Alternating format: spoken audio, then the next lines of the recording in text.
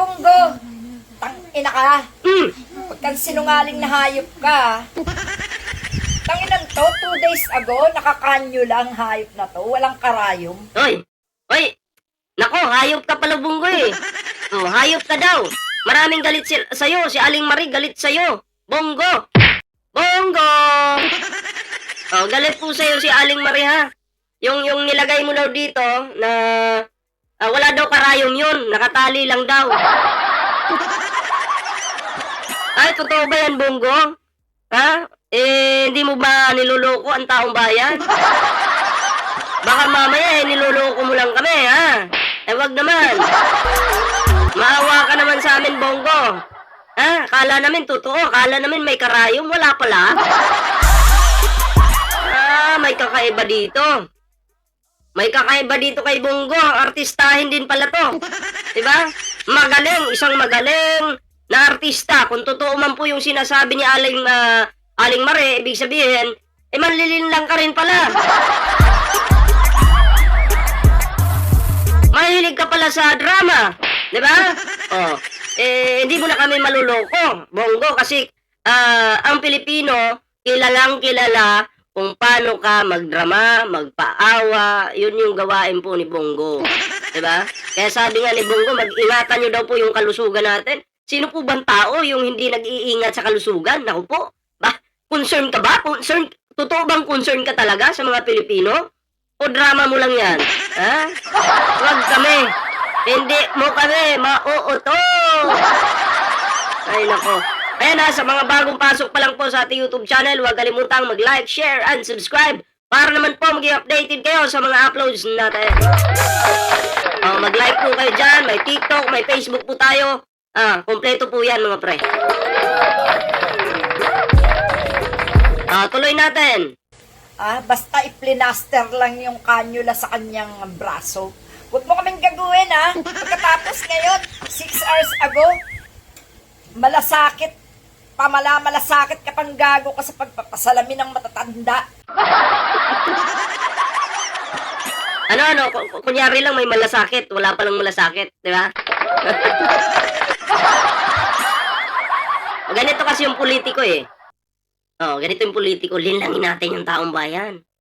Kunyari maging mabait tayo, mamigay tayo ng dog food. Para pag nabigyan natin sila ng dog food, ipagtatanggol na tayo. Kumbaga, protektahan tayo ng mga yan. Magagamit natin sila. Ganun lang. Kasi ang Pilipino, mabigyan mo lang ng kaunti. Tuwan-tuwa na yan eh. Magagamit mo na yan. Katulad mga DDS na mga uto-uto. Mabigyan lang sila ng pang dog food. Tuwan-tuwa na yung mga yan. Sasabihin na agad, mabait si Bonggo, matulungin. Tulong po ba yan? Pera ng taong bayan yan. Hindi na, maniwala kung tulong yan kung pera ni Bonggo yan. Diba? Pera naman ng taong bayan yan eh. Paano naging matulungin yan? Magaling lang magdrama. Diba? Huwag mo kaming gaguhin. Maghanap ka ng gagaguhin mo. Yung mga DDS na tanga at bobo, yun ang gaguhin mo. Huwag kami, ha? Idol, good day pa jacket. Merry Christmas. God bless always and your family. Bigyan po kita ng jacket. Walang problema yan. Huwag mo kaming gagaguhin, Bonggo, ha? Gaguhin mo na lang yung mga DDS. Huwag lang kami. Sasabihin mo pa, health is wealth. Baka corruption is wealth. Yan, naniniwala ako dyan. Corruption is wealth.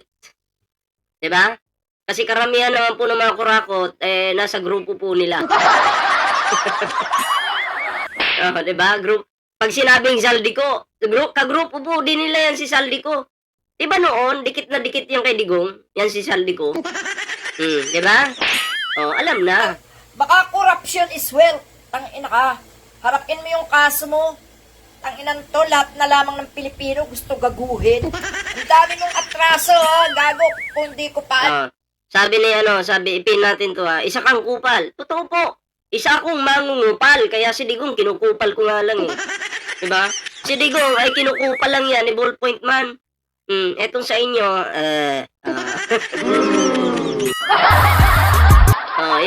yan tuloy. Nakupal ka ni Ballpoint Man.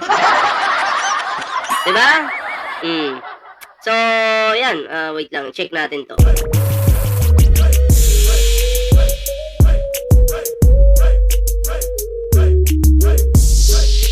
Okay.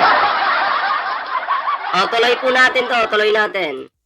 Ayan, tuloy natin to. Alam mo yung mga ospital dito sa amin, pinasok mo, no? Marami kang gustong gawing pakana dito, wala lang kumagat sa'yo. Oy, for your information, isa ito sa nirecruit para lang maggawa ng samahan ng mga asawa ng OFW para maperahan nyo. Hindi ako pumayag dahil alam ko ikaw pala ang may proyekto nun. Nako! Booking. I-comment nga po natin, Bongo, sinungaling, booking. May recruit palang usapan dito. Ngayon ko lang to na, hindi ko kasi panood tong video na to eh. Basta ni-reactionan ko na lang. May ganun palang issue. Tatangahan mo.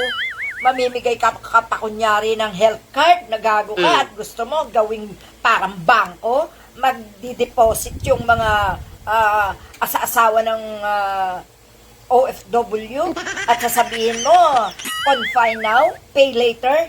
Ulul! Walang sakit yung mga tao para hamunin mo ng ganyang patakaran. Sino ba yung may sakit? Baka si Bongo.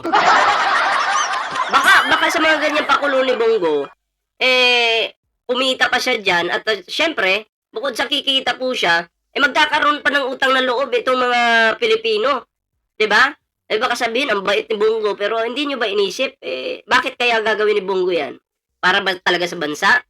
O para ba talaga sa mga Pilipino? Hindi po ako naniniwala. Kasi noon nga sa panahon ni Digong, suportado ni Bongo yung pagpatay sa mga inosenteng tao. Diba? Kaya yung sinasabi niya, mahal na mahal ko kayo, isa pong malaking kalukuhan yan. Maniniwala ako kung mahal mo talaga mga Pilipino, dapat hindi mo suportado yung mga pagpatay noon ni Digong. 'Di ba? Sa panahon ni Digong yung mga patayan noon, ikaw pa nga yung nagsabi na may reward system, 'di ba? So, paano 'yon? Paano 'yon na bakit mo sasabihin mahal mo ang mga Pilipino pinagpapatay ninyo? 'Di ba? Ang ina mo ka, demonyo ka, hahudas ka talaga. Hindi lang sa flood control project ka may ghost project. Ang ina ka, pati mga clinic mo, puro ghost. Ghost ka pala, Bongo eh. Isa ka palang kaluluwa. May ghost project ka pala. 'Di ba? So, wag kami, Bongo. Hindi mo kami maluloko. Palagi kong sasabihin dito ito sa aking live na wag po kayo magpapaniwala dyan sa mga pakulo ni Bongo, ha? Mag-isip po tayo. Yung tulong-tulong ko na ginagawa ngayon ni Bongo, hindi po tulong yan. Talagang gusto lang po ni Bongo na magamit kayo in the future. 'Di ba? Kasi may balak 'to eh. Gusto nilang makabalik sa Malacanang eh. 'Di ba? Pag nakabalik yan sa Malacanang, balik na naman yung nakaraan, yung mga inosente, papatayin nila, 'di ba? Ay nako. Wag ako, 'di ba? Tuloy natin. Demonyo to, mga investigador, imbestigahan nyo talaga to si Bongo. Dahil ito, laking kasinungalingan ng putang nanto eh. Minura si Bongo. Putang ina mo daw, Bongo. Putang ina mo daw. Namura ka tuloy ni Aling Marie. Gigil na gigil sa'yo yung tao dahil sinungaling ka eh. Diba? Mahilig ka sa drama. Artista ka yata eh. At yung malulusog na tao, ginagamit ng hayop na to eh. May sakit, may walang sakit, malusog, hindi malusog, ginagamit ang putang nan yan. Manggagamit nga kasi yan, di ba? Mangga. Manggagamit yan. Basta mga Duterte, wala na po tayong aasahan dyan. Mga, ano na po yan, mga manggagamit talaga. Di ba? Proud OFW, shoutout po sa'yo ha. Ayan. Kaya, ingat-ingat po tayo ha. Tingin sa kaliwat kanan sa likod. Huwag pong magpapagamit sa mga ganyang klaseng politiko. Makasarili ang mga yan. Kunyari lang, mabait sa harapan ng kamera. Kunyari lang yan si Bongo, biglang lalapit dun sa mga isda, papakyawin daw yung tinda mo, yung isda mo, papakyawin. Sabi niya, pakyawin ko na yan. Kumakain ka ba ng mga isda na nasa tabi-tabi lang, Bongo? Huwag mo kaming tramahan. Pati yung nagbibenta ng watermelon.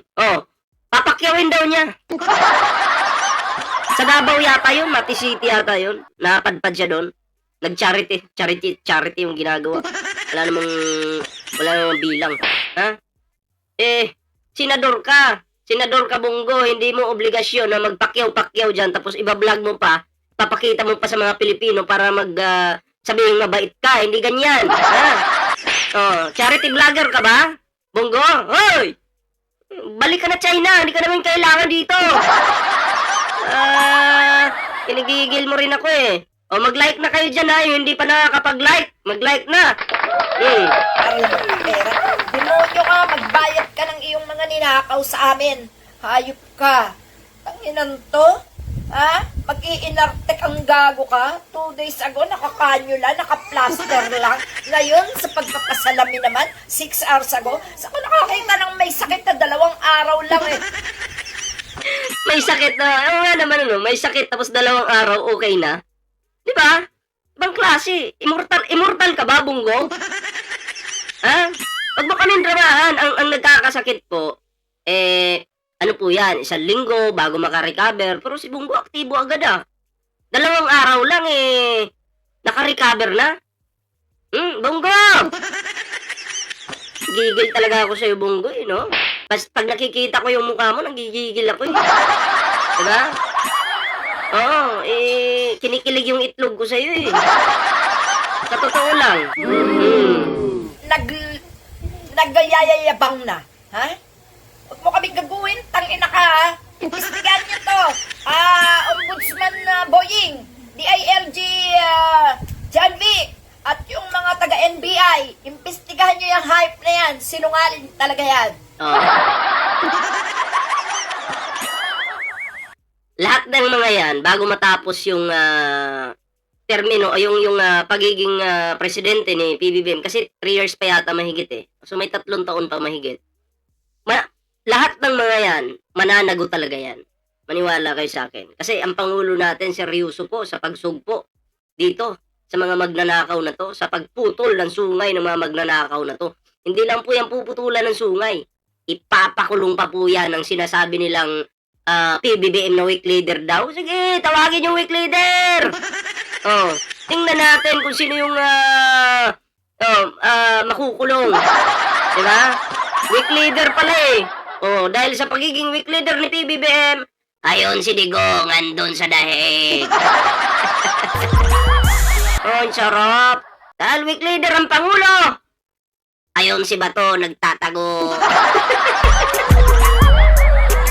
Dahil weak leader ang Pangulo, ayon si Kikibuloy, nakakulong, padjabol-jabol na lang.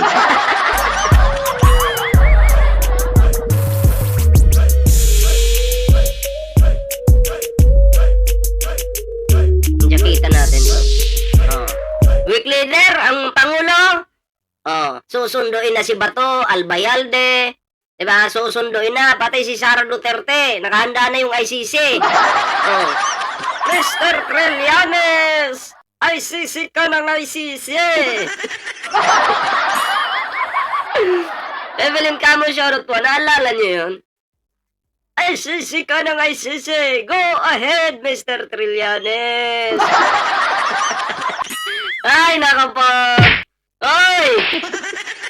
Tuloy natin. Tangina ka, kurap ka talagang hayop ka. Bilyon ang nananakaw mo. Tangina ka. Ha? Sinama mo pa pati pamilya mo sa pagnanakaw. Nakademonyo mo talaga. Tangina mo. Sige. Ayan demonyo ka daw. Demonyo ka daw, Bongo. Ayan nakatikim ka ng mura kay Aling Marie. Pinagmumura po. Isang senador, pinagmumura ni Aling Marie. Nakatikim ng mura, malupit, malutong, maangas na mura.